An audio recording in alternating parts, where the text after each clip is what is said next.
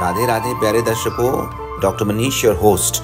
आज मैं आपको गुलाबी सिटी जयपुर में गोविंद देव जी के मंदिर के दर्शन कराऊंगा, गोविंद देव जी के दर्शन कराऊंगा। और ये वृंदावन के बाहर सबसे ऑस्पिशियस मंदिर है गोविंद देव जी का। तो चलिए मेरे साथ और राधे राधे राधे कृष्ण करते रहिए। देश के प्रमुख वैष्णो मंदिरों में गोविंद देव जी का मंदिर एक है। यह सिटी पैलेस के परिसर में स्थित सूरज महल और विशाल बगीचे में देव जी का मंदिर चंद्रमहल गार्डन से लेकर उत्तर में ताल कटोरे तक विशाल परिसर में फैला हुआ है। इस मंदिर में हालांकि अनेक देवी देवताओं के भी मंदिर हैं। साथ ही यहाँ पे जो निर्मित सत्संग भवन है, जिसको हम सभा भवन कहते हैं, मैंने उसकी भी झलक दी है। ये Guinness book of world records में ये डॉक्यूमेंटेड है, क्योंकि ये सबसे कम खंभों पे टिका हुआ सबसे लंबा आरसीसी छत है। ये खासियत है यहाँ की। और देखिए ये जो इसका जो लोकेशन है हमारे गोविंद देव जी के मंदिर का, ये बड़ी चौपड़ से हवामहल रोड पे है और सरहद देवड़ी या सरदेवड़ी दरवाजे के अंदर जलेब चौक में मंदिर के मुख्य परिसर में हम एंटर करते हैं। और देखिए बाएं तरफ आप देख सकते हैं कि शिवालय और राम दरबार है। हनुमान जी के दर्शन करके ही हम अंदर एंटर करते हैं। दाएं तरफ जो गौड़ीय संप्रदाय के चैतन्य महाप्रभु थे, उनका भी मंदिर है। शूज़ को आसानी से आप बाहर उतार सकते हैं, कोई मुश्किल नहीं होती है। अंदर घुसिए और लेफ्ट तरफ शू रैक्स हैं वहाँ पे, फिर वहाँ पे पानी से हाथ धुलने का भी है। इसके बाद हम अंदर एंटर करते हैं। ये ठाकुर जी का या ठिकाना गोविंद जी का जो मंदिर है, ये एक्चुअली में सूर्य महल या सूरज महल के नाम से था। और इसके जस्ट सामने चंद्र महल है। किस्सा ये है कि जब सवाई जयसिंह, जो कि जिनने जयपुर को भी बसाया था आमेर के, वो जब गोविंद जी की प्रतिमा को उन्हें स्थापित किया, तो ठाकुर वृंदावन जी को उनने ठाकुर जयपुर के रूप में स्थापित किया था। तो अब तो अपने महल में रहने का तो अब कोई औचित्य नहीं था, तो उनने उसको ठाकुर जी के नामित किया और खुद बगल के चंद्र महल में गए, जहाँ से वो डायरेक्टली उतर के दर्शन कर सकते थे। और बाद में इस प्रांगण को गोविंद देव जी का ठिकाना मंदिर के रूप में अब हम देखते हैं। देखिए परिक्रमा करने के बाद, निकलने के बाद भी आप जयकारे सुन सकते हैं। तो भक्तगण देखिए, हम लगभग 12 बजे के करीब पहुंचे थे और 12:15 तक दर्शन दिन के ख़त्म हो जाते हैं। मतलब मान लीजिए 5 बजे से शुरू होते हैं यात्रा समय पे और 12:15 बजे दिन में ख़त्म होते हैं। फिर सायंकाल शाम को 5 बजे और फिर 8:45 को शायन आरती के साथ बंद होते हैं। और परिक्रमा करने के बाद हमने दर्शन किए। और देखिए दिन की भोग आरती के दौरान हमें दर्शन हुए। और वैसे 7 आरतियाँ होती हैं, इसी दौरान हम भक्तगणों को दर्शन भी होते हैं। वन इज़ मंगला, देन धूप आरती, श्रृंगार आरती, राजभोग आरती, ग्वाल आरती जो 5 से 5:30 बजे के बीच में होती है। संध्या आरती 5:45 से लगभग 7 बजे के बीच में होती है।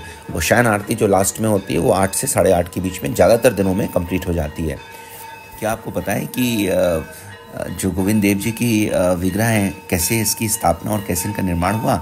लगभग 5000 साल पहले वज्रनाभ जब 13 साल के थे, इसको वज्रकृत भी कहते हैं, क्योंकि वज्रनाभ जो कि ग्रेट ग्रैंडसन थे श्री कृष्ण भगवान के, जब वो 13 साल के थे तब उन्होंने अपनी दादी से पूछा कि परदादा श्री कृष्ण कैसे लगते थे।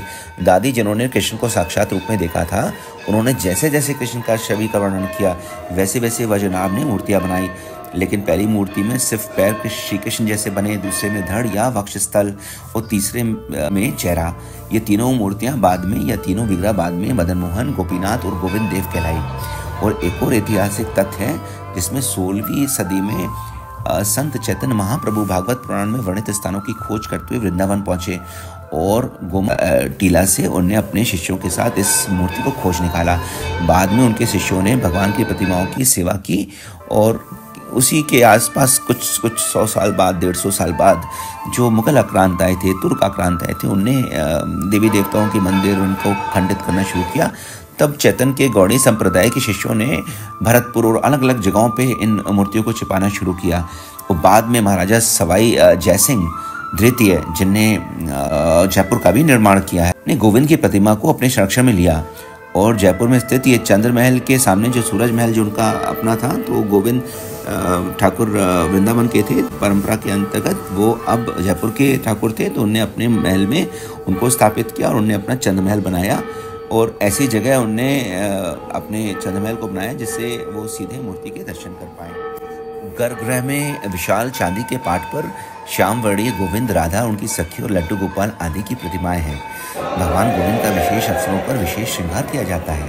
गर्भगृह के सामने जगमोहन, जहां विशेष अनुमति से दर्शन करने की व्यवस्था होती है। हालांकि मैं नहीं कर पाया, ये पहले पता होने पे ही वीआईपी पासेस या वीआईपी ऑर्डर्स के अंतर्गत ये जगह के दर्शन किए जा सकते हैं। जगमोहन के दोनों ओर से परिक्रमा स्थल है जो गोविंद देव जी के सामने स्थित विशाल मंडप से जुड़ा हुआ है। यह मंडप में आप देख सकते हैं कि हजारों श्रद्धालु हमारे जैसे गोविंद देव जी के दर्शन करते हैं, गोविंद नाम की धुन गाते हैं, जिसकी जय। तो जैसा मैंने आपको बताया कि ये वर्णित है कि गोविंद देव जी की जो ओरिजिनल आइडल थी, इसको खोजा था चैतन्य महाप्रभु के जो फॉलोअर्स थे 450 साल पहले रूप गोस्वामी जी ने, और बाद में सवाई जयसिंह ने इन्हें वृंदावन से यहाँ पे देखिए बगल के सत्संग भवन जिसके आरसीसी सबसे लंबी स्पैन 119 फीट मिनिमम पिलर्स के ऊपर स्थापित है, जो कि Guinness book of world records का पार्ट है। और अब राजभोग आरती के बाद हम परिक्रमा का पार्ट बन चुके थे और परिक्रमा करते समय इतना आनंद आ रहा था, मन बिल्कुल खुशियों से भर गया था। इस जगह की स्पिरिचुअल एनर्जी बहुत ही वृहद है, स्ट्रॉन्ग है, और अगर आपने थोड़ा भी इसके ऊपर चितन मन के साथ फोकस किया तो आपका दिल और मन अत्यंत प्रसन्न हो जाएगा। इतनी हाई एनर्जी लेवल्स हैं, आनंद स्वरूप के दर्शन आपको होंगे। देखिए मित्र, वृंदावन के बाद और दूसरा नाथ द्वारा, इन दोनों ही जगह पे अत्यंत मनमोहक दर्शन हमें होते हैं। और तीसरा ये जो गोविंद देव जी का मंदिर मैं आया, मैं खुशियों से भर चुका हूँ और बहुत अच्छा प्रतीत हो रहा है। आप जरूर यहाँ पे आएँ।